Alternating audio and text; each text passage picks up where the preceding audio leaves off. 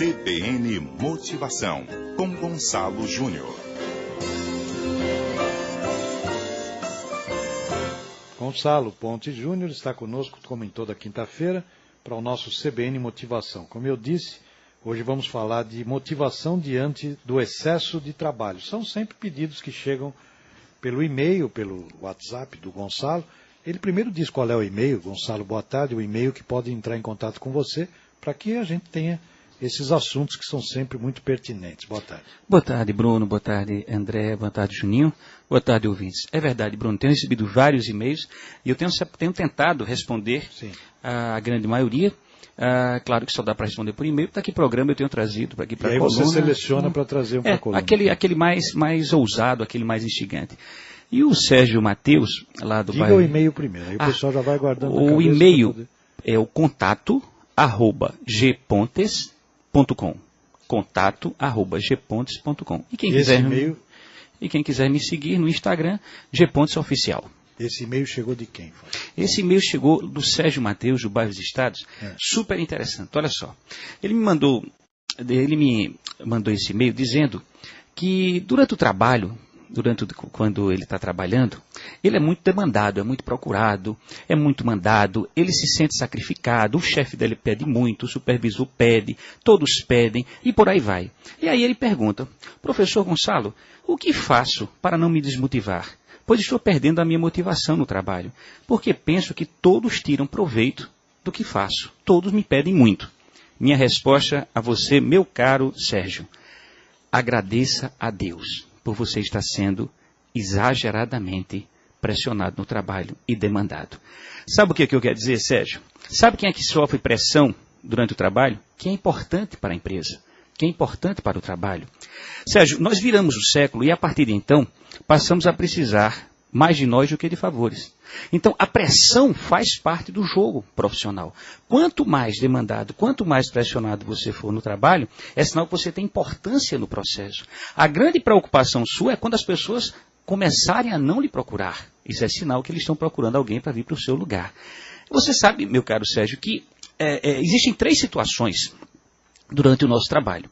Existem aqueles colegas que sempre estão abaixo da meta, existem aqueles colegas que estão na meta, e existem aqueles colegas que estão acima da meta. E veja que coisa interessante. Se por um acaso a empresa for precisar reestudar o custo dela e chegar à conclusão que ela vai ter que demitir alguém, ora, existem pessoas que não atingem a meta, pessoas que estão na meta e pessoas que estão acima da meta. A primeira leva de profissionais que vão ser demitidos são aqueles que estão abaixo da meta. Nada mais lógico do que isso. Mas vamos então, a empresa não conseguiu sair daquela situação difícil que ela estava passando, e aí ela vai precisar novamente demitir mais alguns funcionários. Sobraram apenas 2 camadas de funcionários, aqueles que atingem a meta e aqueles que passam da meta. Qual é a pergunta que eu lhe faço? É simples. Você, dono da empresa, meu caro Sérgio, você demitiria quem? Quem atinge a meta ou quem está acima da meta? Obviamente quem atinge apenas, e não suplante. Qual é a conclusão que a gente chega? Estar acima da meta significa segurança no trabalho. Não temos dúvidas que para superar as metas de hoje em dia, você tem que trabalhar muito mais de quem apenas atinge a meta. O que é que eu quero dizer para você? Cada vez que nós conseguimos ser chamados, ser providenciados, ser demandados, significa que somos importantes ao trabalho. Então, daqui por diante, todas as vezes que alguém, ou seu chefe, ou seu supervisor, pedir para você fazer as coisas, te mandar fazer alguma coisa, motive-se por isso, porque isso significa que na vida da empresa, na vida de seu chefe, na vida de seu supervisor, na vida de seus colegas, você tem muita importância. Por isso, você é tão demandado. Gonçalo, já recebi algumas perguntas aqui e separei algumas aqui, mas a maioria delas se restringe a um campo.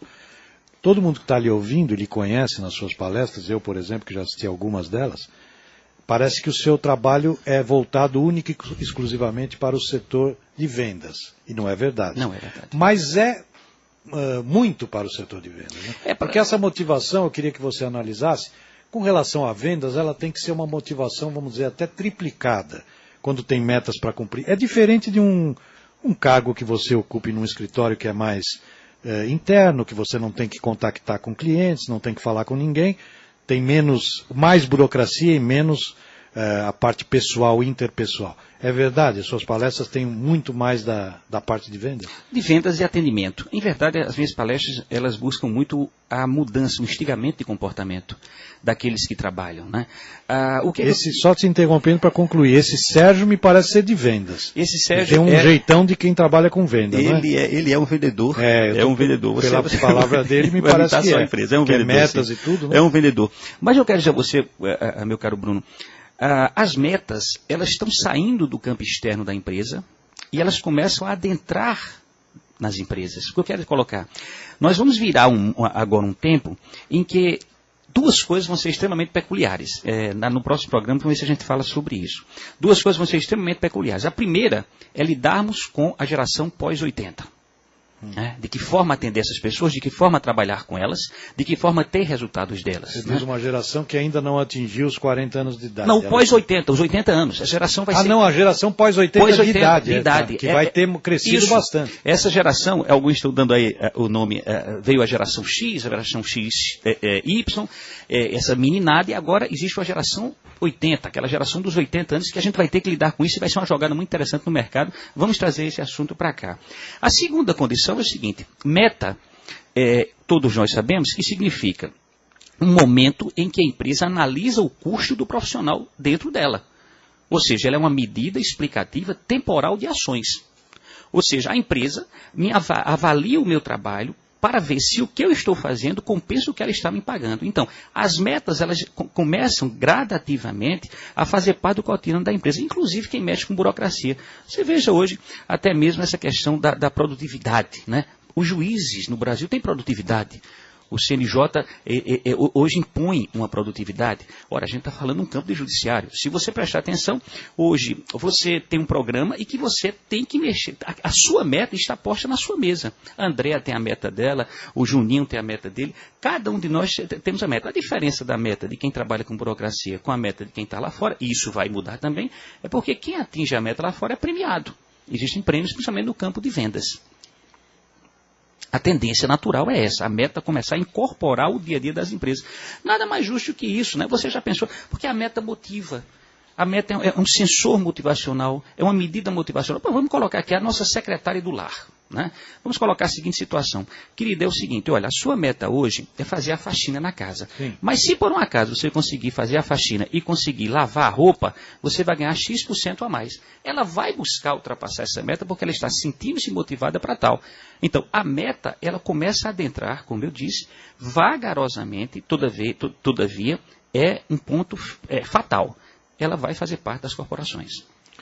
Agora, no detalhe da meta, você tem que tomar conhecimento também daqueles que quando atingem o super, atinge de uma maneira acima do esperado. Aquele super vendedor, ele também não pode cair naquele patamar de que acha que dali para frente não há mais nada e que ele já atingiu. Eu cheguei a conviver com alguns desses que tornam-se super cumpridores de meta e a partir daí se acomodam um pouquinho. Isso acaba me parecendo pior do que se você não atingir. Mas tem pergunta aqui. O Marcos Vinícius, do bairro dos Ipês, ele pergunta a você. O reconhecimento é a maior forma de motivação entre os colaboradores da empresa? Isso é um assunto bem temático, Marcos, bem temático para a liderança, né? Sem dúvida nenhuma. Reconhecer o trabalho, existem 3 tipos de formas de se reconhecer. Existe aquele feedback positivo em que você chama o colaborador e diz, olha, você fez um grande trabalho. Existe aquele conhecido, que é o negativo, né? Aquele você fez um péssimo trabalho, e existe aquele da bonificação. É aquele em que você chega, olha, você fez um grande trabalho e por essa razão você vai ter isso a mais. É esse a mais. Nós vivemos um mundo corporativo, depois dessa virada de século, em que cada vez mais as empresas precisam entender que para elas ganharem mais, elas vão ter que também dividir mais. Então, essa é a grande suposição de mercado. A meta, ela uma vez premiada, ela serve para que a pessoa vai buscar um exemplo cotidiano que eu acabei de dizer para você, é o da secretária doméstica. Né? Você vai fazer a faxina, mas se você também der tempo para fazer, ela vai correr, né, para fazer muito mais. E a meta ela pode ser extremamente mensurada, tanto quantitativamente quanto qualitativamente. E às vezes também, se não houver aquele reconhecimento financeiro, um reconhecimento pessoal também vale muito, né, Gonçalo? A batidinha nas costas. A batidinha nas costas. Desde que ela seja sincera, ela é fundamental. Olha, né? o pior feedback que existe, eu não citei porque eu não gosto de citar coisas que não levam a pena, o pior feedback que existe é o feedback extintivo, que poucos cursos de MBA falam sobre isso, né? Na pós-graduação que eu leciono, eu falo sobre muito isso. O feedback extintivo, meu caro Bruno, é aquele feedback em que o líder não dá respostas. Então, o colaborador entra naquela zona de conforto. Tanto faz eu fazer como não fazer, ele não está me vendo. Esse seu amigo que você trabalhou outrora, que era um super vendedor, essa coisa, ele vai se tornar, ele pode entrar numa zona de conforto, que é paradoxal isso, ele entra numa zona de conforto mesmo dentro de metas super ultrapassadas. O que é a zona de conforto? É tornar-se repetitivo. Ele perde a motivação do ir buscar. Quem é que vai mudar? Quem é que pode mudar isso na vida desse grande vendedor? O seu líder, o seu supervisor, o seu gerente, o seu diretor. Ou seja, a motivação é algo que precisa da meta para saber até onde eu posso chegar. Se o líder entende que ele está alcançando aquela meta com facilidade, ele precisa não estressar, mas ele precisa em uma conversa conseguir mostrar àquele vendedor que ele pode ir muito mais além, ele pode ser muito mais premiado. E por essa razão existe o escalonamento progressivo dos reconhecimentos financeiros. Tá certo, então. Você acaba de confirmar que o velho tapinha nas costas ainda tem bastante efetividade na vida do trabalhador, do colaborador. Gonçalo, repita o e-mail, por favor, para mais perguntas chegarem para você durante as nossas colunas Motivação. contato@gpontes.com. Até quinta-feira que vem. Um abraço. Até quinta-feira, um abraço a todos vocês. Um abraço. Até quinta-feira, um abraço a todos vocês.